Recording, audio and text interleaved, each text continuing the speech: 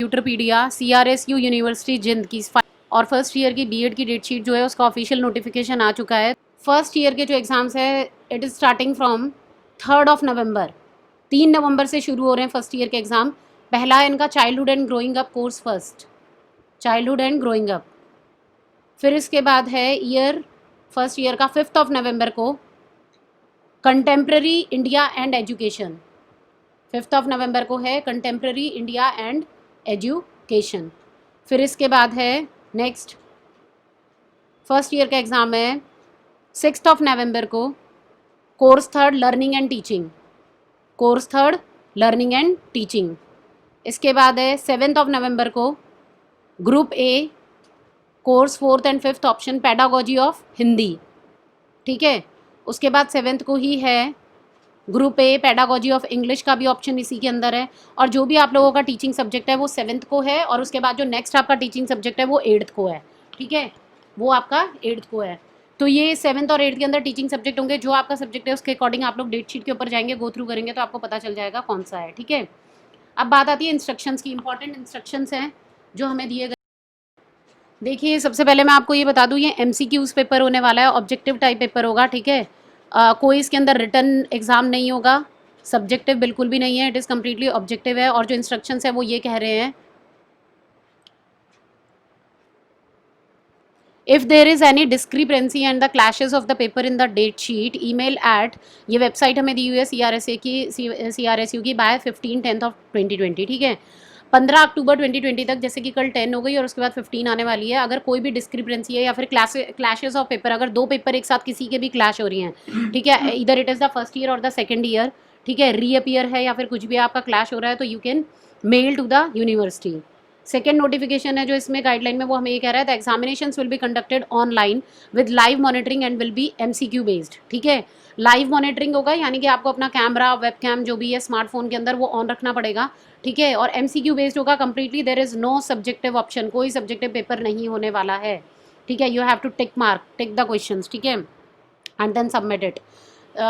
Third guideline के अंदर इन्होंने बोला है the college concern shall provide infrastructure and the appropriate online training to the students who may not be acquainted with the online examinations and do not have facilities for the online examination.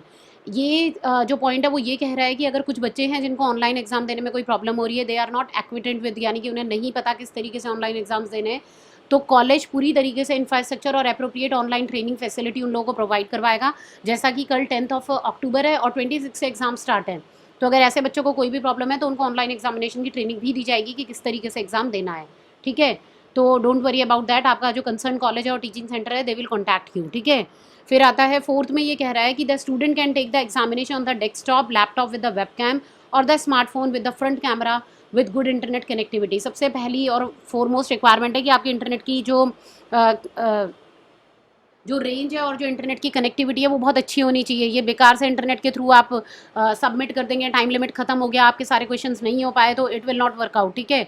तो आपको desktop laptop webcam और smartphone किसी से भी आप अपना दे सकते हैं ये, लेकिन आपकी इंटरनेट की कनेक्टिविटी जो है वो बहुत अच्छी होनी चाहिए, ठीक है। फिर इसके बाद 5th जो गाइडलाइन है हमारी, उसके अंदर ये कह रहा है तो अपना इंटरनेट का कनेक्शन प्रॉपर पहले से अभी से आप लोग चेक करवा लीजिए, ठीक है। देन 5th है हमारा, each question shall carry 1 mark and total number of question shall be as per the maximum theory marks external only. हर क्वेश्चन सिर्फ 1 मार्क कंटेन करेगा, ठीक है। अब वो थ्योरी आपको बड़ी लग रही है पढ़ने में, 4 ऑप्शन आएंगे, but it will contain the 1 marks, कोई नेगेटिव मार्किंग नहीं है इसके अंदर, ये 1 मार्कर क्वेश्चन है, ठीक है। And total number of the question shall be as per the maximum theory marks, जितने मैक्सिमम थ्योरी मार्क्स होंगे जिस पेपर के, क्योंकि देखो इसके अंदर first year second year reappear के स्टूडेंट्स और बीपेड वाले बच्चों की भी बात हो रही है, ठीक है। तो वो डिपेंड करता है कि आपका थ्योरी कंटेंट जो है वो कितने मार्क्स कैरी करता है, उसी के अकॉर्डिंग आपका MCQs बेस्ड क्वेश्चन जो है वो बनाया जाएगा। तो 6 गाइडलाइन के अंदर इसने बताया maximum time allowed to attempt the paper shall be 80 MCQs हैं तो 60 मिनट का टाइम मिलेगा, 70 MCQs के लिए 53 मिनट्स अलॉट हुए हैं, 60 MCQs के लिए 45 मिनट्स अलॉट हुए हैं, and for the 40 MCQs 30 minutes have been allotted, okay. फिर आता है इसके अंदर 7th guideline, the juggling in the serial numbers of the question shall be done and the candidate shall not be allowed to return back to the question if it has been submitted, attempted और skipped once. ये कह रहे हैं कि serial number में juggling आप कर सकते हो, यानी कि आप किसी भी क्वेश्चन को पहले अटेम्प्ट कर सकते हो, राइट। अगर आपके पास जैसे आपके फर्स्ट पेज के ऊपर 2 या 3 क्वेश्चन है, तो आप फर्स्ट नहीं आ रहा, सेकंड आता है, थर्ड आता है, जो भी आपको पहले आता है आप पहले उसके ऊपर क्लिक कर दीजिए, ठीक है। उसके ऊपर पहले आंसर को आपको सबमिट कर दिया आपने, लेकिन वो क्वेश्चन आपके पास रिटर्न बैक नहीं होगा वंस यू हैव सबमिटेड, ठीक है। आपने एक बार उसे सबमिट कर दिया है तो वो दोबारा से अटेम्प्ट कर दिया है या फिर स्किप्ड कर दिया है तो वो आपको दोबारा से नहीं मिलेगा, ठीक है। जगलिंग कर सकते हैं आप, ऊपर नीचे स्क्रॉल करके देख सकते हैं कि आपको कौन सा क्वेश्चन पहले करना है या जो भी है, ठीक है। और एक बार वो क्या कहते हैं उसे सबमिट हो गया, फिर वो आपको दोबारा नहीं मिलने वाला। 8th में ये बोल रहा है, link for the registration and the other detail for the online examination will be available on the website of the university www.crsu.ac.in। ये तो आप लोगों को पता ही है, ठीक है। कल से इसके ऊपर सारी की सारी ऑफिशियल जो रजिस्ट्रेशन होंगी ऑनलाइन एग्जाम की वो शुरू हो जाएंगी, ठीक है, यूनिवर्सिटी की साइट के ऊपर। फिर बोलता है 9th के अंदर, user ID and the password after registration will be send to the colleges concern for regular students and will be sent to the students of the pass out batches directly by the email and SMS for the reappear examination। आपका user ID और password registration होने के बाद जो भी आपके concern colleges है उनके पास पहुंचा दिया जाएगा। जो स्टूडेंट्स रीअपियर होने के लिए जा रहे हैं उनके पास SMS आएगा या फिर ईमेल आ जाएगा, ठीक है। वो एग्जामिनेशन सेंटर का काम है, they will do it on their own. Then 10th के अंदर इन्होंने बताया कि the students are required to log in to his or her account 30 minutes before starting time of the examination, ठीक है। कोई भी हजल बजल को अवॉइड करने के लिए आपको 30 मिनट पहले ही लॉग इन करके अपने अकाउंट पे रेडी होकर के बैठना है। दैट इज़ अगर हमारा 10 बजे एग्जाम शुरू हो रहा है बच्चों का तो आप लोगों को 9:30 के ऊपर स्टार्ट कर देना है log in, okay. You should be ready at that time, ठीक है। देन 11th के अंदर इन्होंने बोला है कि the student shall not be allowed to leave his or her position in front of the camera during tenure of the examination. Any movement or doubtful activity may be considered as unfair means case and the examination shall be monitored and recorded with AI enabled system, ठीक है। अब ये यहाँ पे कह रहे हैं कि इनकी पूरी तरीके से इन्होंने अपना मतलब कैमरे के ऊपर आप लोग ऑनलाइन होंगे, आप लोग कैमरे के ऊपर कंसिडर करेंगे पूरी बात को, सामने पूरा का पूरा रिकॉर्डिंग हो रही है आपकी वीडियो, तो you can not move from there. आप लोग वहाँ से हिल के इधर उधर नहीं जा सकते हैं। अगर हिलते हैं इधर उधर कोई भी उनको मूवमेंट अगर नजर आती है तो वो अनफेयर मीन्स का केस ही कंसिडर किया जाएगा and your paper will be cancelled out. So be careful, ठीक है। और वैसे भी टाइम लिमिट बहुत कम है तो मूव करने का तो मतलब ही नहीं, सवाल ही नहीं उठता। अच्छे से पढ़ो और एग्जाम को दो। देन 12th पॉइंट में इसने कहा था, student shall follow all the instructions available and fill the requisite information on online portal before start of the examination.